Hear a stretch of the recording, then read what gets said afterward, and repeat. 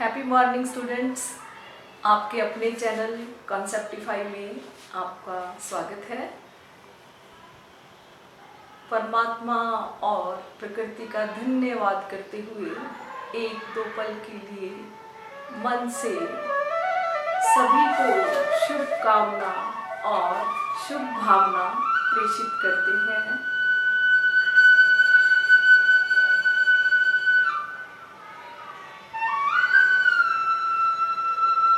मन बुद्धि को एकाग्र और शांत चित्त अनुभव करें।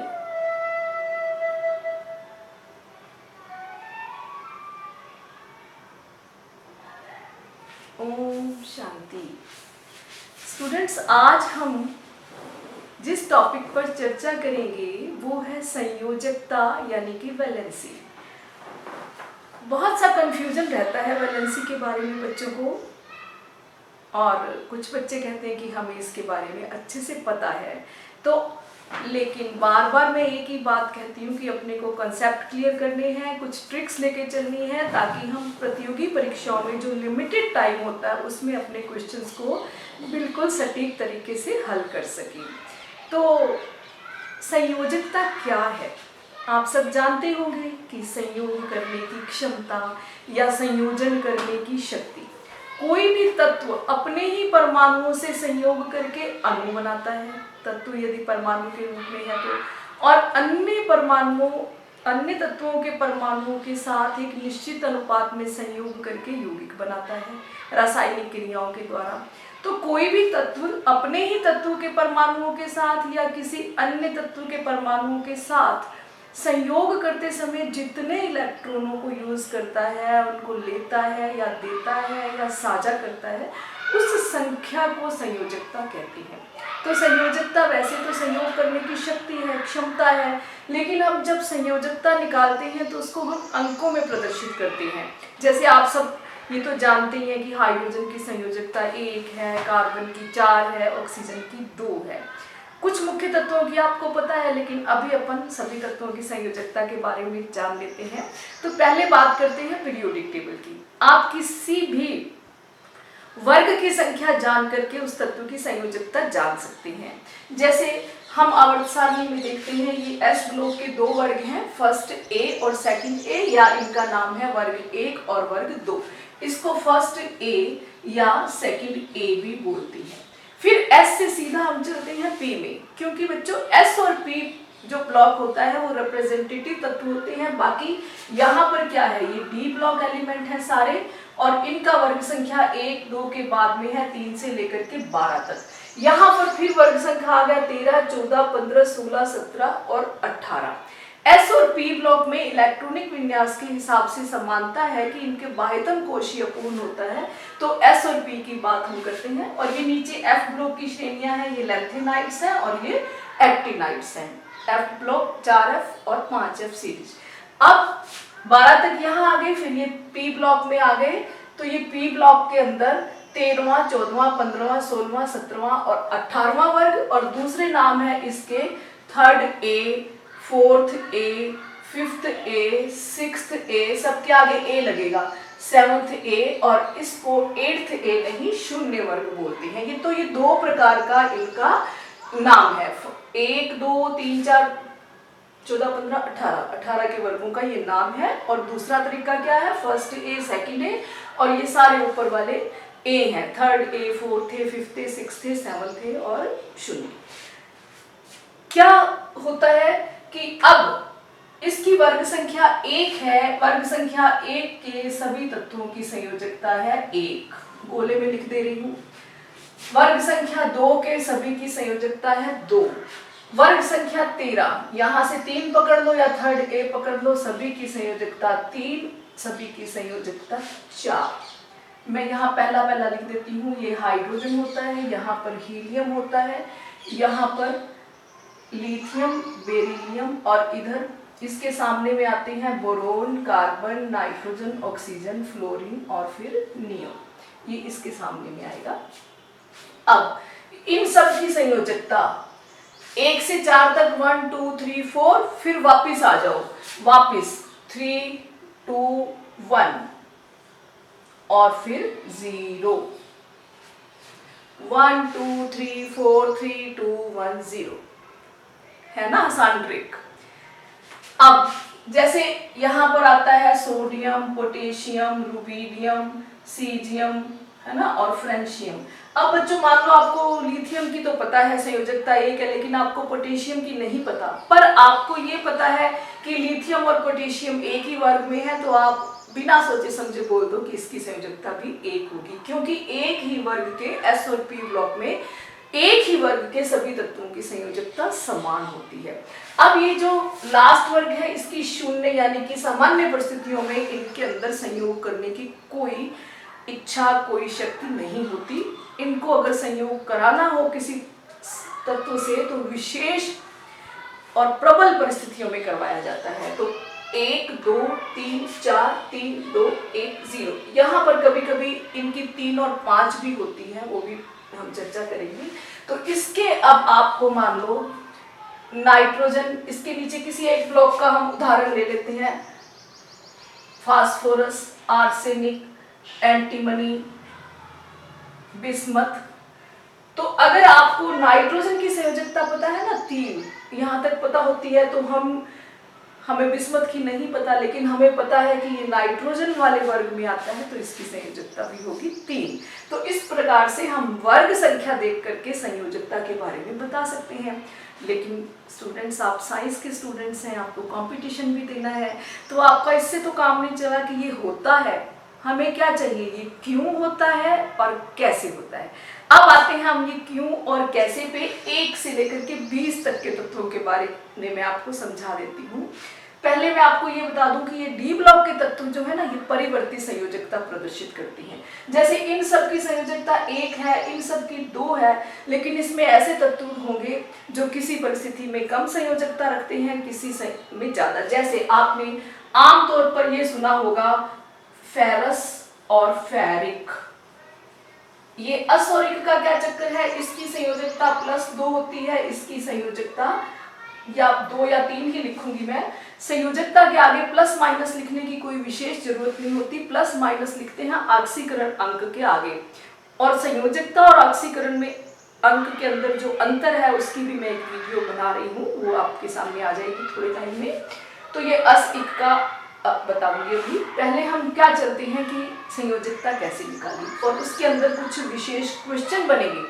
संयोजकता पढ़ रहे हैं आप, क्वेश्चन कुछ और बनेंगे। देखो इसके लिए आप मंत्र रट लो 2 8 8 2। ये कितने हुए 2 8 8 2, 8 2 10 और 8 2 10, यानी कि टोटल कितने हो गए 20। तो अपने पास 20 तत्वों का बोरबरी इलेक्ट्रॉनिक विन्यास आ गया। कैसे आ गया? पहला है हाइड्रोजन। इलेक्ट्रॉनिक विन्यास क्या होगा? हाइड्रोजन का परमाणु क्रमांक है 1, इलेक्ट्रॉनिक विन्यास 1। ये कौन सा लिख रही हूं मैं? बोरबरी। आपको इलेक्ट्रॉनिक विन्यास लिखने के 3 तरीके बताए हैं, पिछली वीडियो देख लेना। फिर आता है हीलियम, इसका इलेक्ट्रॉनिक विन्यास हो जाएगा 2। फिर आता है लिथियम। अब एस ब्लॉक के अंदर या पहला जो ये नाभिक के अंदर प्रोटॉन न्यूट्रॉन, ये पहला जो कोश है इसके अंदर 1 या 2 ही इलेक्ट्रॉन हो सकते हैं, इससे ज्यादा नहीं हो सकते। तो हाइड्रोजन के अंदर 1 और हीलियम के अंदर 2। अब लिथियम का परमाणु क्रमांक है 3, तो हमको दूसरा कोश खोलना पड़ेगा।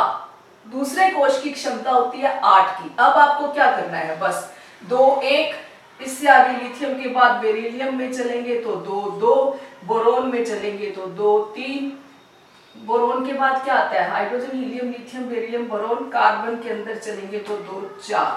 ठीक है, ऐसे कहां तक बढ़ाते जाओगे? 8 तक। कार्बन के बाद क्या आएगा? नाइट्रोजन। नाइट्रोजन में 2 5। ठीक है, उसके बाद नाइट्रोजन के बाद ऑक्सीजन 2 6, 8 नंबर पे ना, 6 2 8 आगे।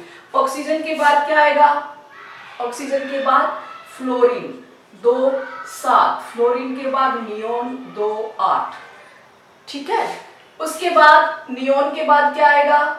Sodium 2 8 1, magnesium 2 8 2, aluminium 2 8 3। फिर हम 8 तक बढ़ेंगे।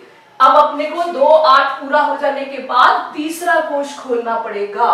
ठीक है, एल्यूमिनियम के बाद क्या आता है? सिलिकॉन 2 8 4, फास्फोरस 2 8 5, फास्फोरस के बाद सल्फर 2 8 6, ठीक है, और सल्फर के बाद क्लोरीन 2 8 7, क्लोरीन के बाद आर्गन 2 8 8, पोटेशियम 2 8 8 1, और कैल्शियम 2 8 8 2। अब आपको कितनी बातें इन चीजों से क्लियर हो गई? ये बोर-बरी इलेक्ट्रॉनिक विन्यास है, यानी कि हाइड्रोजन और हीलियम ये दोनों पहले आवर्त के हैं, क्योंकि इनके अंदर एक ही कोश है। अब ये दो कोश, जहां तक दो कोश चल रहे हैं यहां तक, मतलब ये यूं आवर्त सारणी में दूसरे आवर्त के तत्व है। तीसरा कोश खिलते ही Na30, ये ऐसे आवर्त लिखे हुए थे ना, ये पहला आवर्त, दूसरा आवर्त, तीसरा आवर्त, तो ये सारे तीसरे आवर्त के तत्व हैं यहां तक, आर्गन तक। अब देखो 1 2 3 4 संख्याएं होगी, मतलब 4 कोश, मतलब चौथा आवर्त। तो ये पोटेशियम और कैल्शियम चौथे आवर्त के तत्व हैं। एक बात आपको यहाँ पर ये क्लियर हो गई कि बोर-बरी इलेक्ट्रॉनिक विन्यास देखकर हम तत्व का आवर्त बता सकते हैं, आवर्त सारणी में किस आवर्त का तत्व है ना। तो हमने 1 से 20 तक के ये लिख लिए। अब बच्चों एक चीज आती है कि संयोजी इलेक्ट्रॉन। संयोजी इलेक्ट्रॉन किसे कहते हैं? जो बाह्यतम कोश के इलेक्ट्रॉन होते हैं उनको वैलेंस इलेक्ट्रॉन और उस शेल को वैलेंस शेल कहते हैं। जैसे अब ये एक है, इसका संयोजी इलेक्ट्रॉन एक है, एक ही कोश है, इसके संयोजी इलेक्ट्रॉन 2 हैं। यहां हम आएंगे तो ये आंतरिक इलेक्ट्रॉन है अंदर वाले कोश को, इसको संयोजी इलेक्ट्रॉन नहीं कहेंगे। अब आपको एक मजेदार बात बताती हूँ, इनको अंदर वालों को कहते हैं कोर इलेक्ट्रॉन। जब आप टॉपिक देखते हैं ना, आपको लगता है मैम क्या पढ़ाएंगे, ये तो हमें आता है, लेकिन उसके अंदर नई बातें जरूर आती हैं। आज भी मैं भी जब पढ़ती हूँ तो मुझे कुछ नया सीखने को मिलता है। तो learning is a life long process. आप ये मत सोचें कि हमें आता है और सीखने की इच्छा रखेंगे तो हमेशा ऊंचाइयों को छूते हैं। हम भी सीखते हैं, आपसे भी सीखते हैं। तो कोर इलेक्ट्रॉन, तो अब देखिए कंपटीशन एग्जाम में क्वेश्चन क्या आएगा? संयोजकता नहीं पूछेंगे, ये पूछ लेंगे कि बताइए ऑक्सीजन में कोर इलेक्ट्रॉनों की संख्या कितनी है, नियोन में संयोजी इलेक्ट्रॉन कितने हैं। तो देखिए यदि हम इस एल्यूमिनियम की बात पकड़ें तो इसका क्या क्या सूचना मिलती है? इसके अंदर 3 कोश हैं, ये तीसरे आवर्त का तत्व है, इसके अंदर संयोजी इलेक्ट्रॉनों की संख्या 3 है और इसकी संयोजकता भी 3 है, क्योंकि ये तीसरे उधर से जहां पर भी आएगा ये वहां पर उस हिसाब से भी और दूसरे हिसाब से भी बताती हूँ। अब ये जो बाहर के 3 को छोड़कर के बाकी ये जो 8 और 2 10 इलेक्ट्रॉन है, इनको कहोगे कोर इलेक्ट्रॉन। तो संयोजकता कौन निर्धारित करता है? संयोजकता निर्धारित करती है वैलेंस इलेक्ट्रॉन। वैलेंस इलेक्ट्रॉन कौन से? बाह्य कोश के। प्रत्येक परमाणु बच्चों अपने बाह्यतम कोश में 8 इलेक्ट्रॉन पूरा करना चाहता है।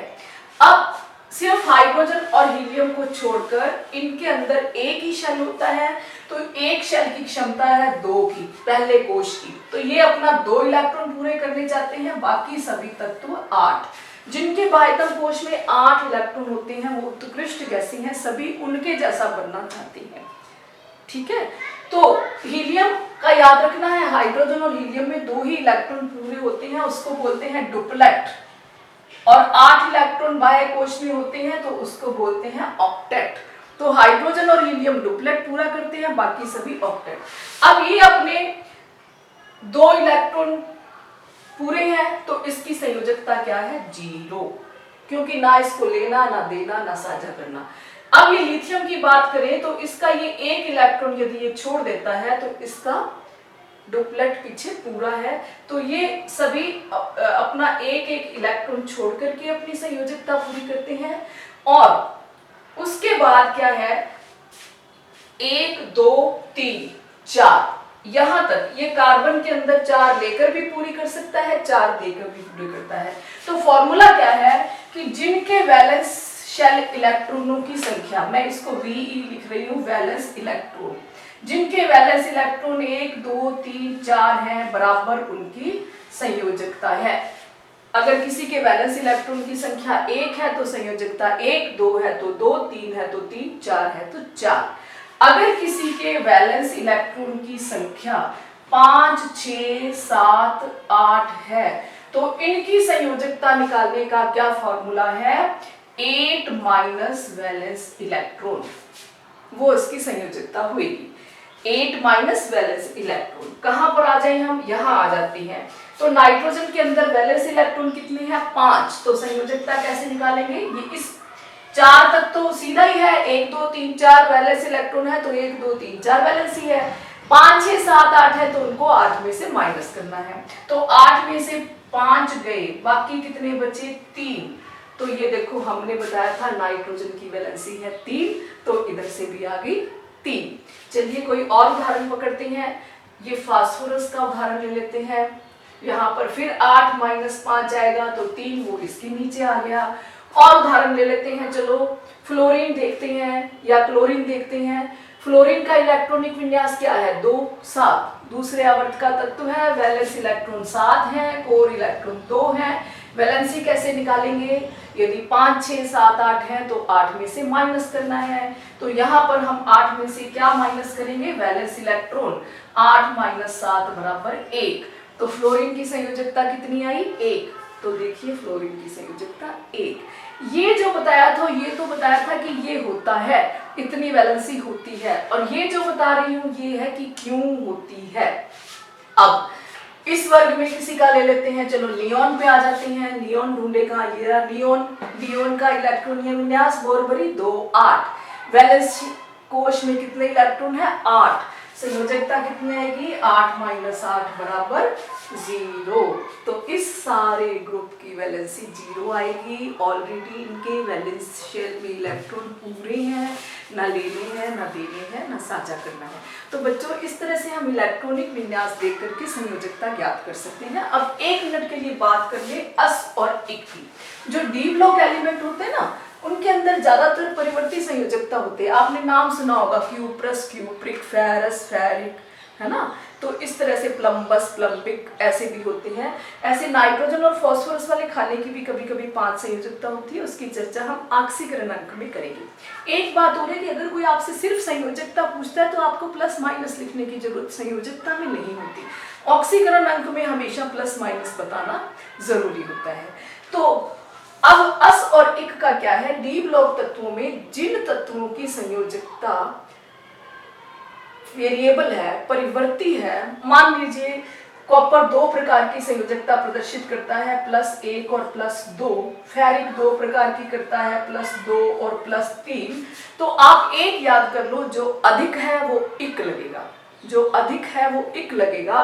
तो ये होगा फेरिक, और जो कम है उस पर अस कर दो, फेरस। अब ये होगा क्यूप्रिक और ये होगा क्यूप्रस। अधिक पर इक और कम पर अस लगेगा। तो बहुत से डी ब्लॉक तत्व हैं जो परिवर्ती संयोजकता प्रदर्शित करते हैं, क्योंकि उनके बाह्य इलेक्ट्रॉनों में डी और एस इलेक्ट्रॉनों में ऊर्जाओं का कम अंतर होता है। तो वो कभी 2, कभी 3, कभी 5 ऐसे इलेक्ट्रॉन यूज करते हैं। परिस्थितियों पर निर्भर करता है कि वो कितने इलेक्ट्रॉन यूज करके अपने बंध बनाते हैं, तो उनकी परिवर्ती संयोजकता होती है। तो आप 1 से 20 तक और एस ब्लॉक और पी ब्लॉक तत्वों की संयोजकता के बारे में पूरा जान गए होंगे। Wish you all the best. Thanks for watching. Please share, subscribe